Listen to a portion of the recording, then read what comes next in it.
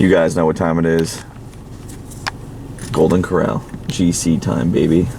It piss, it's sick. Man bunning it? Yeah, just get it out of my fucking face so I can eat. Plate number 1. That is a mound of salad. It's pretty much every topping in the salad bar, by the way. Like times 2.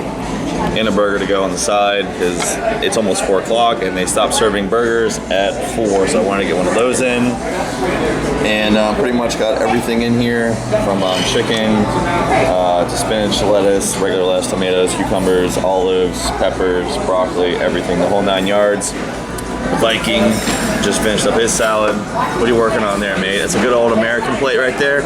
We got mac and cheese. Burgers, chicken, mac and cheese, mashed potatoes, and corn. Gotta maintain that physique. We'll have to get a post powerlifting meet interview here once we're wrapping things up. So, yep, we'll tell the YouTube how it all went down 2 weeks ago. Oh, yeah. Waiting on our third party, Dom. He's not here right now, but he should be here shortly. It's sick, it piss, a Golden Corral mate. All right, plate 2. This is about as pro-tar as it gets, like literally. We got white rice, 2 pieces of steak, and a sweet potato wrapped in gold. Gold. 2 steaks. 2 steaks, loading up on the protein. Say hello to YouTube, Dom. I don't think YouTube knows you really well, but Dom is a competitive arm wrestler and power lifter and bodybuilder. He does a little bit of everything. He juggles all that shit around. Try to.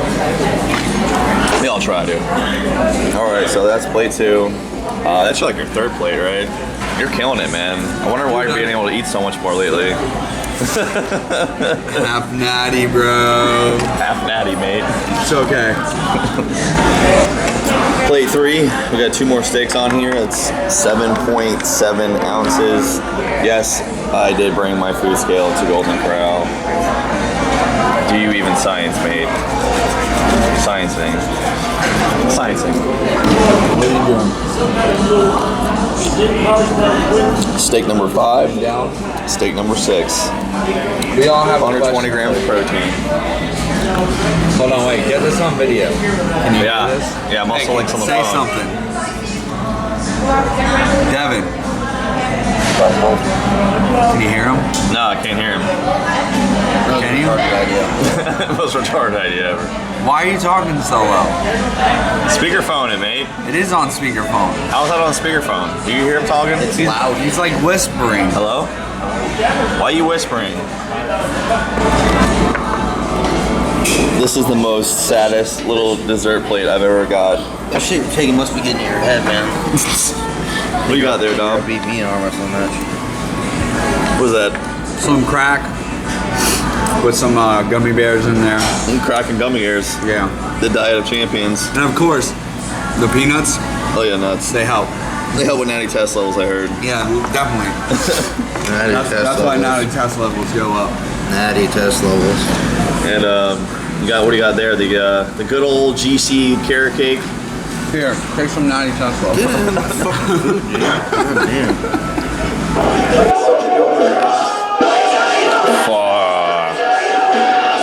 So here, the goat. Wilkes goat. Puginowski. 881. Oh, man. That's savage, man. That's why he was the world's strongest man, GOAT. Alright, so we're here with the Iron Viking. 2 weeks post the powerlifting meet. Long overdue interview. So tell us your thoughts on how the meet was and how you felt and what the future holds for the one and only, the Iron Viking.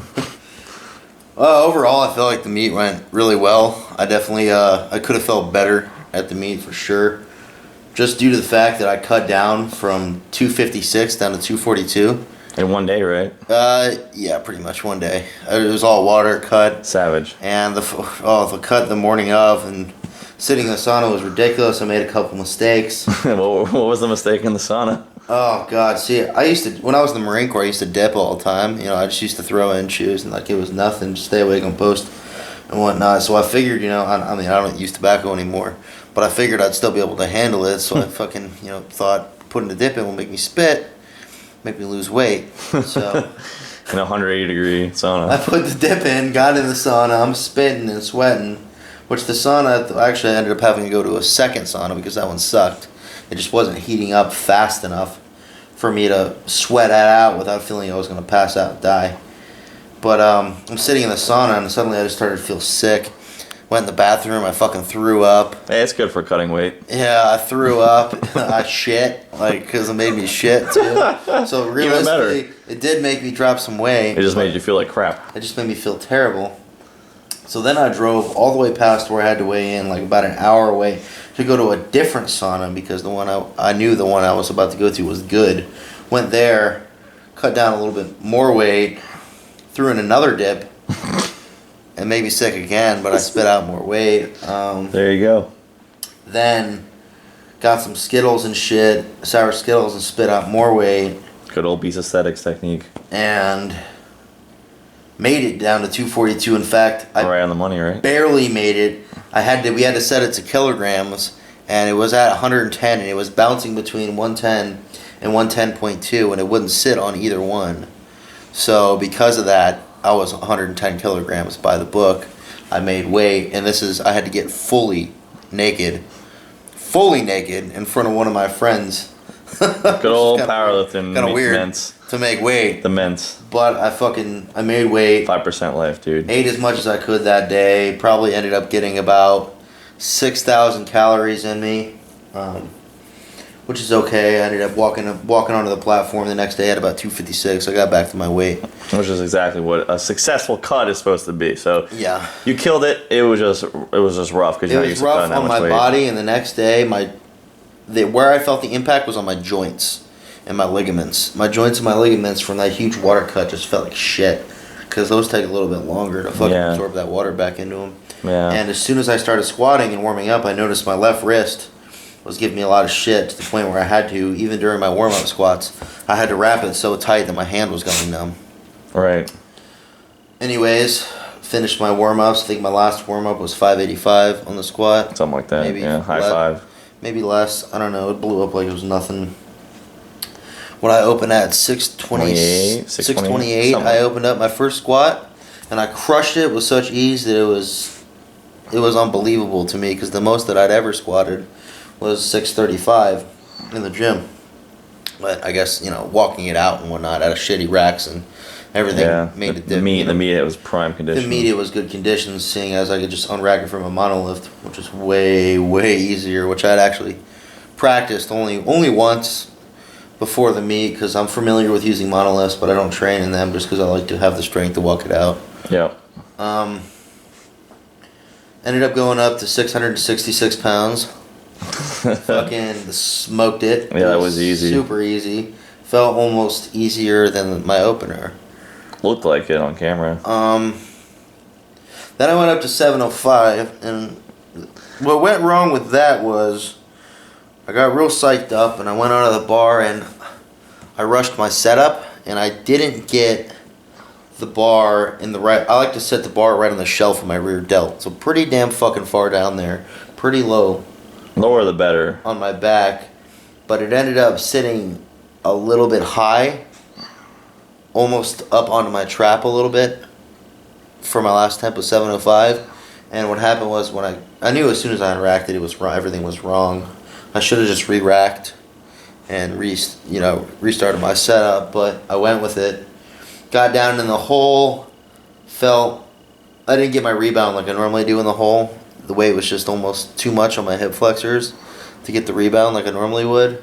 My knees bowed in a little bit, and I tried my damnedest to fight it with my quads and try to push through the lift, but it dragged me forward a little bit, and 705 was just too damn heavy to fucking correct, and it ended up beating me. Honestly, if the conditions were 100% right and I wouldn't have fucked up my setup, maybe I could have got it. It's possible.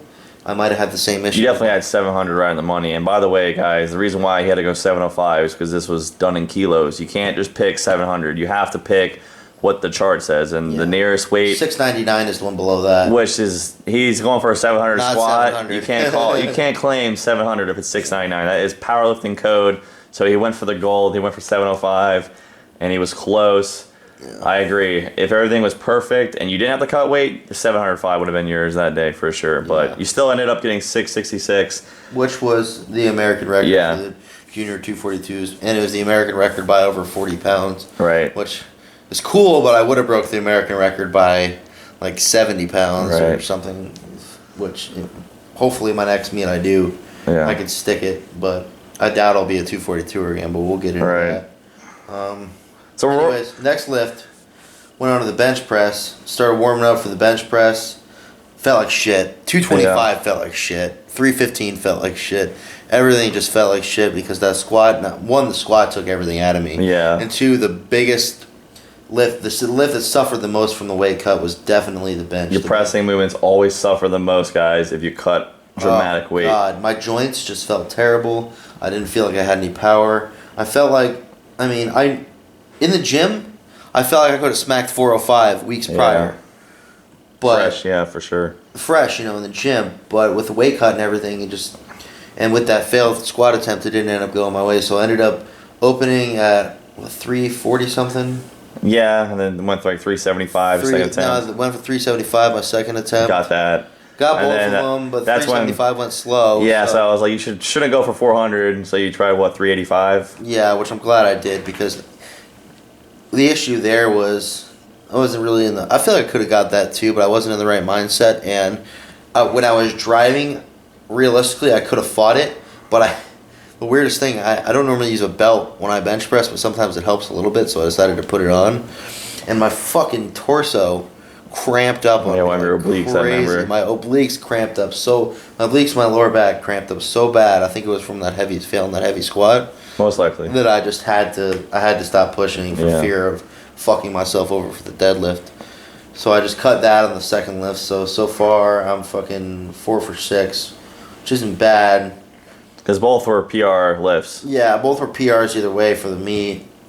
The squat was a PR by 66 pounds from my last meet, which was 6 months ago. Yeah, something like that. 7 months ago. Something like that. So I went up the better portion of 100 pounds in that period of time.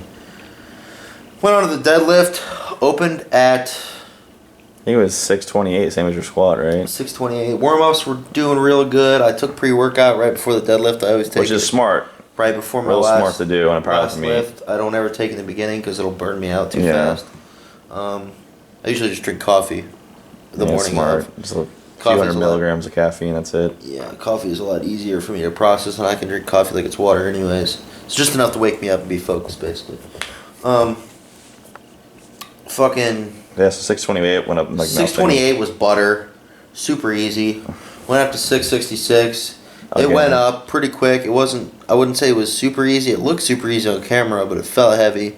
All right, because that was also an all-time PR, right? All-time deadlift. Both were. Actually, my opener was. Wow. In fact, because the most I had was 628 right. in a meet. I would have had more in my last meet, but I tore my hamstring. My last meet was 650, which is about 6 months ago.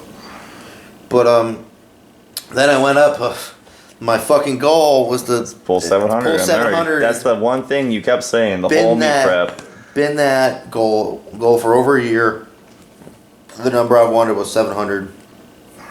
Put 700 on the bar, pacing back and forth, getting hyped up. Had Devin smack me on the back. Yeah. Fucking just I was triple in the zone more than I've ever been in the zone at a powerlifting meet, and I walked onto that fucking platform and I looked at that bar and I told myself in my head, this is the moment. This is it. Yep. This is what you've been fucking training for this whole time. 700. If I can pull this fucking 700, I'm on my way. I gotta do this. 700. This is, And the last person I looked at, my dad was in the crowd. I looked at my dad and I looked down at the bar and when I grabbed on that bar, I said to myself in my head, I said, I'm not gonna stop fucking pulling this weight unless my body snaps in half. I did not care if I tore every muscle in my body. I wouldn't have fucking stopped. And I fucking got into position, and the focus was, everything was perfect. I sat super deep into the weight, got down into it, so I got good pop out of my belt, which I always do in meets. I don't do it so much in training, because I like to strengthen my back in training, but I like to utilize more of a, how would you put it? Leg drive. Utilize more leg drive at my meet for sure. And I've ended up standing up with the fucking weight, and I just remember I didn't want to put the shit down. You picked it up, bro. I expected to have grip problems because I always train with straps, but there were no grip problems. I actually could have stood there at the top for maybe a couple seconds longer with it without any issues. And then I fucking set it down, and that was the meet. Yeah, so 1750 total at 242. Yeah, no wraps. 1745 at 23 years old. No wraps. That's an elite total. I've only been powerlifting for about 2 years. Yep. So before that, it was just bullshit weight training while I was in the Marine Corps. And keep in mind, you know, 1 year out of the 2 years that I've been powerlifting, I was still in the Corps, and we had to run all the time on top of that. Yeah, which kills your gains, bro. We had to do all kinds of other shit. And I don't mean run like, you know, go out and run a couple miles. I mean, we used to fucking... 8 mile rucksack. We used to put on rucksacks, yeah, and flak jackets and all kinds of dumb shit. And we'd go do training and shit in the woods and not be able to eat right for anyways. So really only a solid year of good training I've had in powerlifting, and I've learned a lot within this year. Yeah, you've progressed tremendously for sure, dude. Hoping maybe one of these days I'll actually get with somebody who knows what the fuck they're talking about, because I've never had a coach or anything. Oh, you're doing good by yourself, bro. You know, self-taught, but getting tips here and there from lifters is good. So you're doing well in that aspect. So tell YouTube what's your near future goals, man. Like what's planned for 2016? Nationals are coming up in May. I know they have equipped nationals for the APF equipped nationals are in Orlando, and I'm not certain, but I think that if I compete classic raw, so if I compete with knee wraps, I could still compete at that equipped nationals without having to travel all the way to Louisiana for raw nationals. Nice. In which case, if I did that, I probably wouldn't wear the knee wraps because I'm used to squatting without knee wraps. My goal, if I go knee wraps, which I kind of want to, just because I want to squat 800 pounds in knee wraps by May. Which is insane, because a few years ago that was like super elite. Like only the top lifters squat 800 in knee wraps. It just became frequent that guys are squatting 800 in knee wraps. But a few years ago, guys, 800-pound knee wrap squat, you were a big name powerlifter. No matter what weight class you were in, super heavyweight didn't matter. Well, realistically, if I can do an 800-pound squat in knee wraps, I think there will be only one other person that's under 300 pounds in the junior category. And they can squat over 800, and that's Jesse Norris, if I'm not mistaken. I don't know. I'm not even. Well, he does it without knee wraps, but he hasn't hit 800 yet. I don't think. Well, he's done over 800 with knee wraps. Okay, so there you go. So I think there's only Natty Norris. one other bro. Natty Saurus Rex. Not claim natural for all of you that wonder. I don't talk about it, but I don't claim to be a natural lifter. I do compete in non-tested federations.